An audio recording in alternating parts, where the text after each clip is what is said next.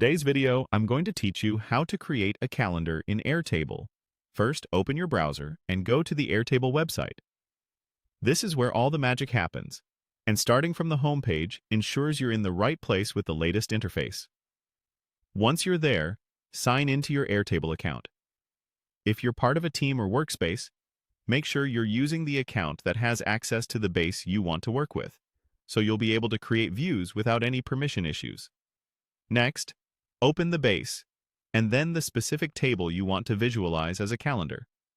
A base is your overall project or database, and a table is the sheet inside that base that holds related records, like tasks, events, or deadlines.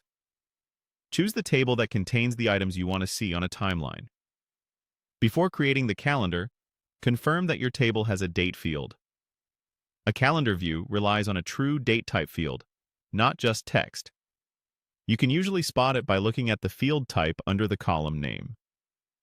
If your data tracks both a start and end date, think about which one best represents when each item should appear on the calendar.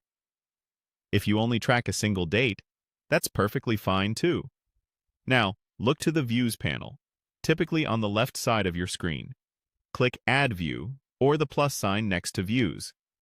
This opens the list of view types you can create for the table. From the view options, select Calendar. Airtable will immediately ask you which date field you want to use. Choose the field that best reflects when your records should land on the calendar.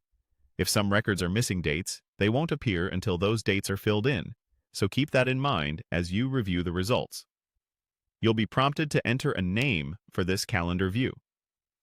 Give it something descriptive so your team knows exactly what it's for, like editorial calendar or project deadlines.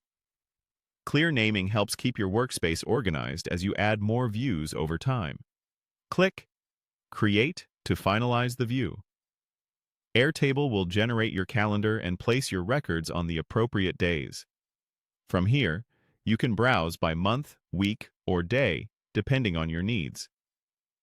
Drag a record to a new date to quickly reschedule it, and click any card to open the full record for more details.